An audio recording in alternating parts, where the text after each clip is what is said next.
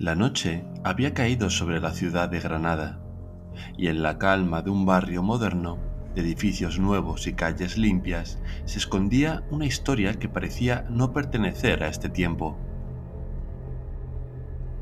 No era una casa vieja, ni un lugar cargado de leyendas. Y, sin embargo, en el interior de aquel piso, luminoso, cómodo y familiar, se gestaba algo que desafiaba toda lógica. Una familia corriente, sin antecedentes de rareza ni supersticiones, comenzaba a convivir con un huésped que no invitó, un inquilino invisible que parecía moverse entre los reflejos del cristal y los ecos de la noche.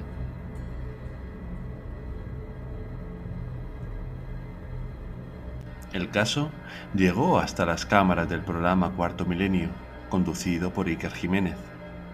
Lo que parecía en un principio un suceso aislado, una visión fugaz, un sonido extraño o una sensación de presencia, se transformó en una sucesión de acontecimientos que afectaron a todos los miembros de la familia. Rafael, miembro de las fuerzas y cuerpos de seguridad del Estado, acostumbrado a enfrentarse a la realidad más cruda y tangible, se veía ahora superado por algo que no podía detener con su autoridad, ni comprender con su experiencia. Junto a su esposa y su hija, viviría episodios que dejarían huellas profundas. Y así, el caso fue bautizado con un nombre inquietante: el otro inquilino.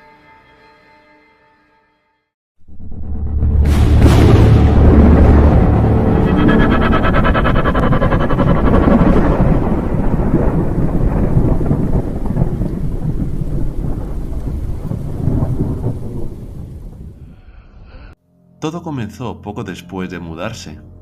Rafael y su familia habían llegado a aquel piso con ilusión. Era un hogar nuevo, una oportunidad de empezar de cero, lejos del ruido y cerca de la tranquilidad. Pero pronto, esa serenidad se tornó en inquietud. Una tarde cualquiera, Rafael caminaba por el pasillo. En una de las paredes colgaba un cuadro pintado por su esposa, cubierto con una lámina de metacrilato que, al reflejar la luz, actuaba como un espejo. Desde cierto ángulo podía verse el interior del despacho, que era una habitación donde Rafael había instalado su escritorio y algunos aparatos de gimnasio.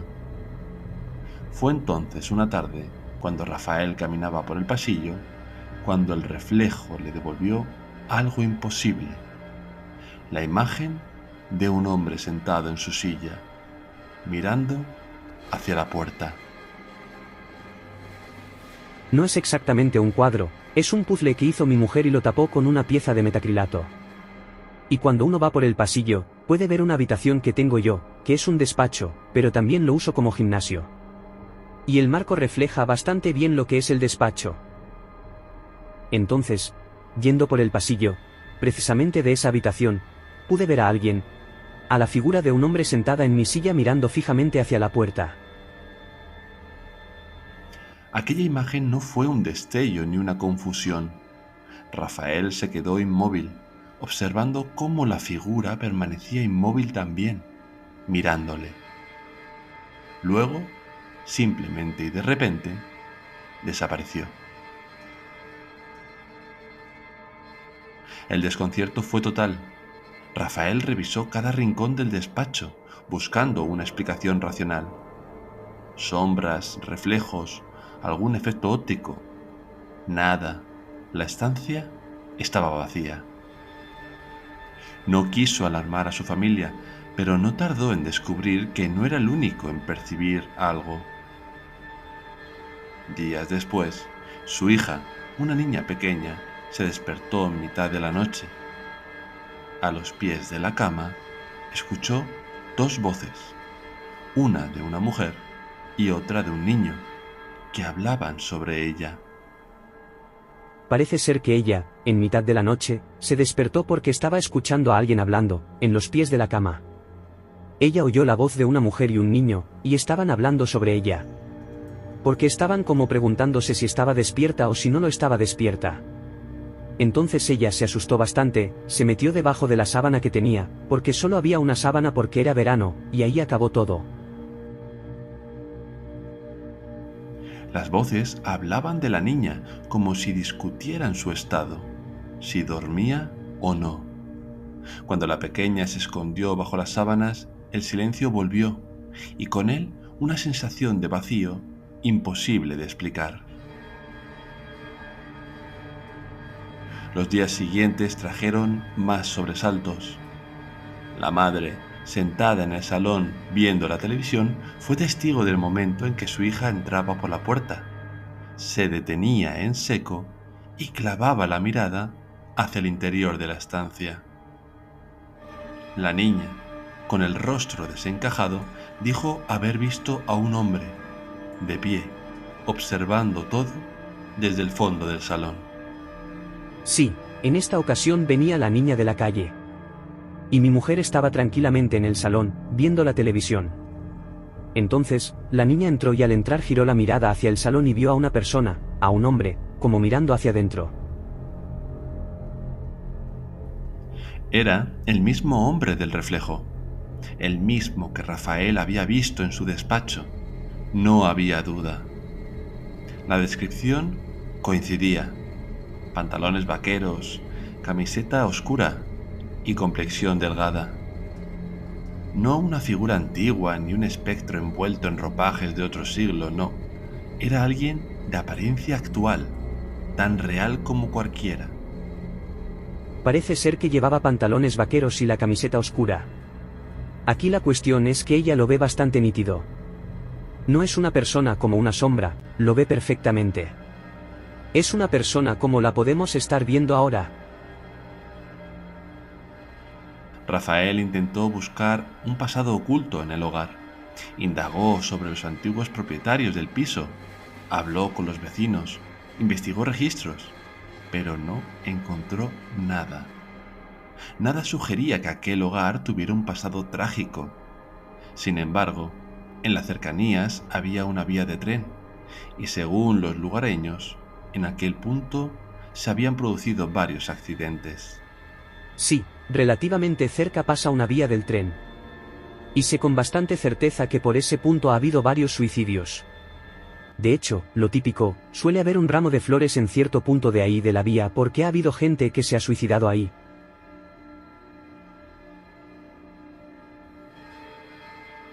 La familia comenzó a convivir con la incertidumbre.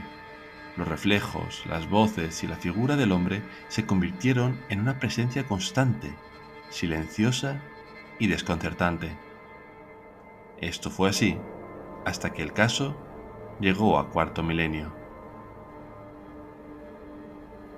La historia llamó la atención de Iker Jiménez, que decidió llevar a su equipo hasta la casa de Rafael. El objetivo, comprender qué estaba ocurriendo allí y, sobre todo, devolver la tranquilidad a la familia si era posible. Rafael es un miembro de los cuerpos y fuerzas de seguridad del Estado. No encuentra explicación a los fenómenos que ocurren en su hogar. Tú eres un hombre experimentado con una vida dilatada de intentar hacer el bien enfrentándote muchas veces al mal.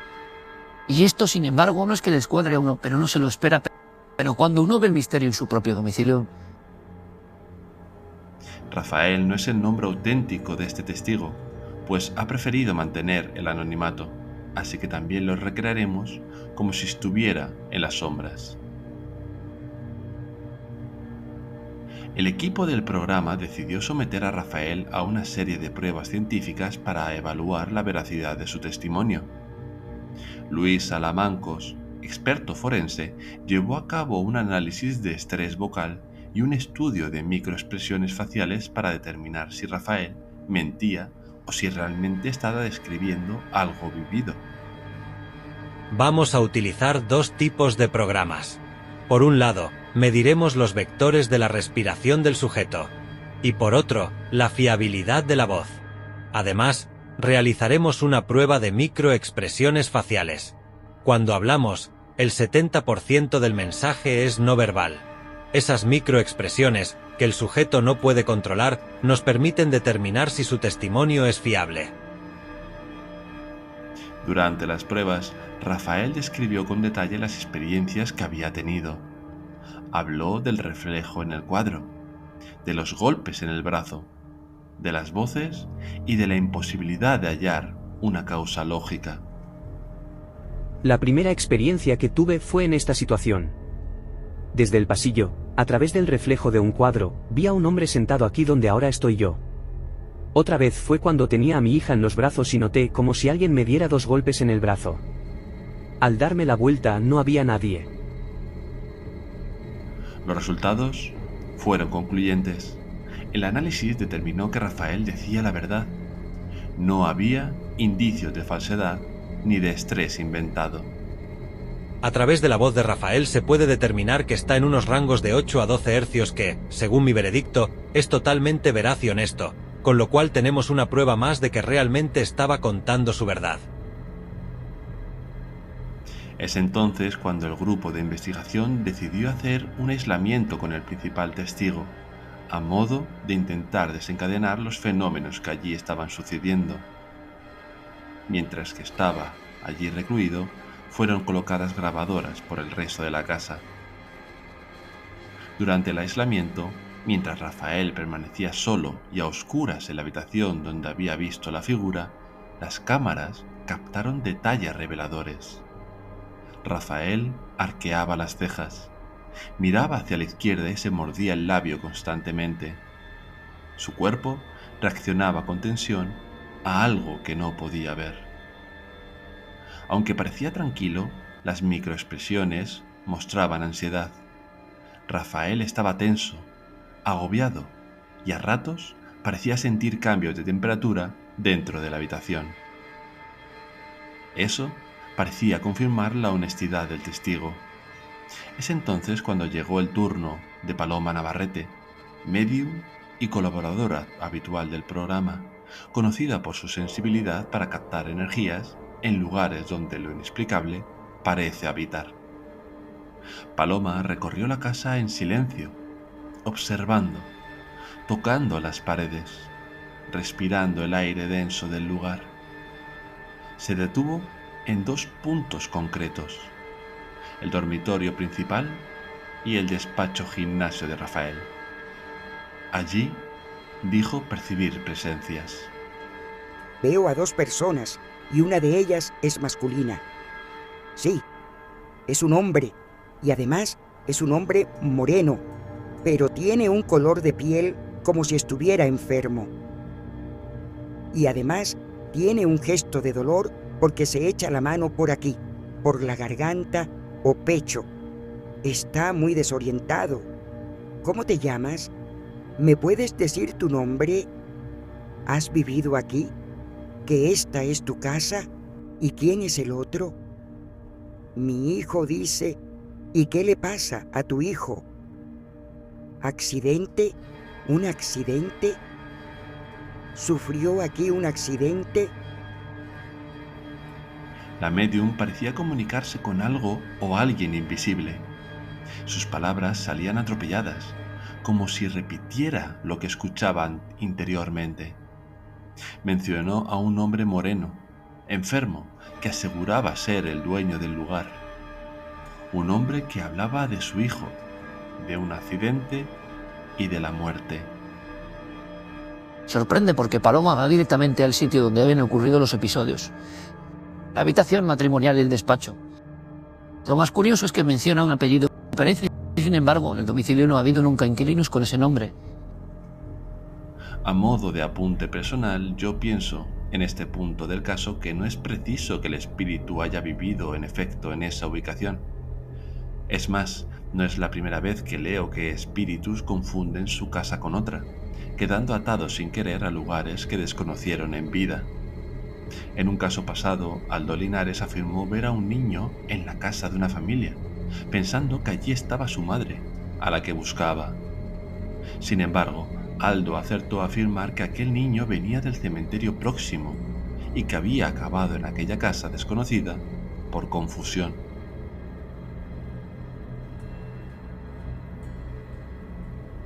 Sin embargo, en este caso, la mención del accidente del hijo y de un hombre que decía va y viene, resuena con la información que Rafael había aportado sobre la cercana vía del tren. Era como si, de alguna manera, los hilos invisibles del lugar se entrelazaran. Paloma, tras terminar su recorrido, realizó un pequeño ritual de cierre. Dijo que la casa necesitaba tranquilidad y aseguró que las presencias se irían en paz. Paloma hace sus cosas, ya sabéis. Ya sabes que no nos deja grabar. Y ella en principio se fue tranquila. Muy tranquila.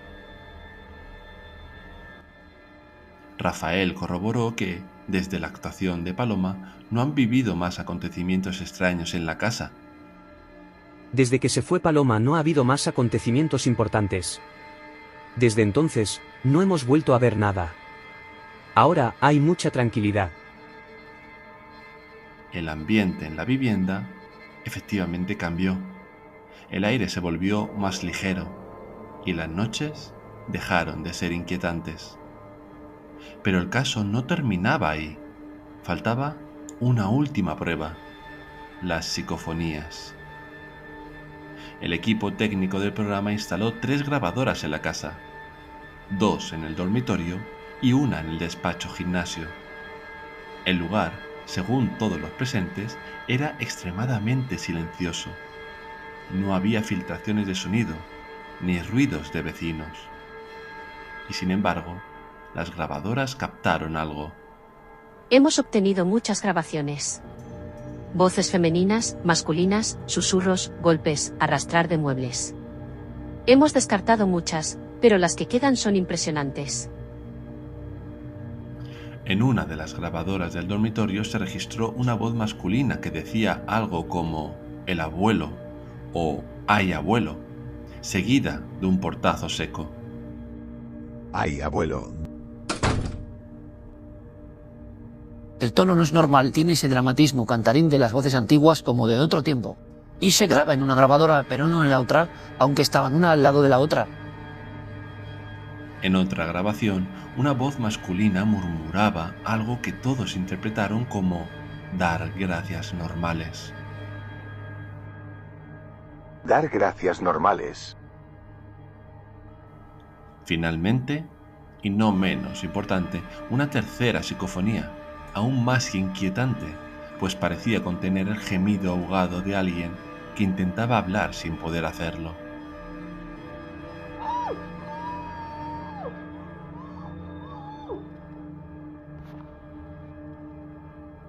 A mí me parece femenino.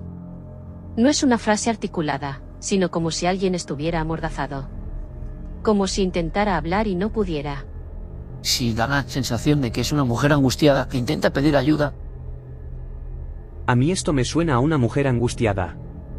A alguien que está intentando pedir ayuda y no puede. Por lo que sea, no puede hablar. Aquellas voces, grabadas en un piso moderno, parecían venir de otro tiempo, o quizá de otro plano. Clara Tahoces, que revisó decenas de horas de audio, aseguraba que las 3 eran claras, directas, imposibles de confundir con interferencias o ruidos técnicos.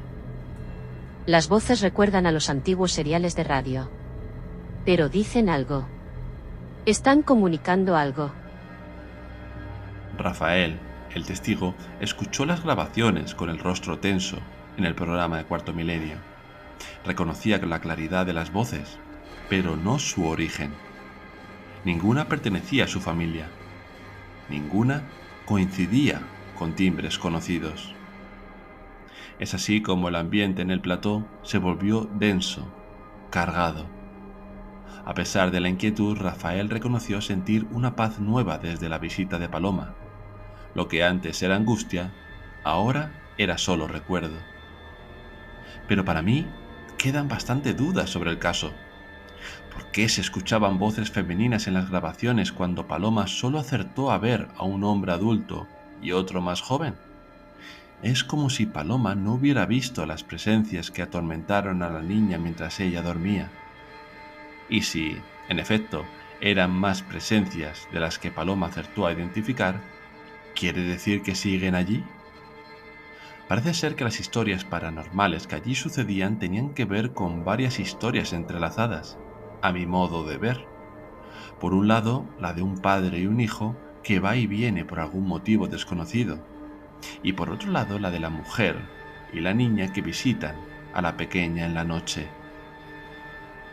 ¿Tienen estas dos últimas algo que ver con la psicofonía que parece captar a una mujer amordazada pidiendo ayuda? Es todo muy confuso, según mi opinión. Aunque la casa quedó tranquila tal y como afirmó Rafael, parece ser un auténtico enigma por resolver. Un rompecabezas como el que estaba enmarcado en el pasillo frente a la oficina de Rafael. Muchas piezas que no terminan de encajar en el puzzle que es este hogar, posiblemente habitado por no una ni dos, sino varios espíritus perturbados.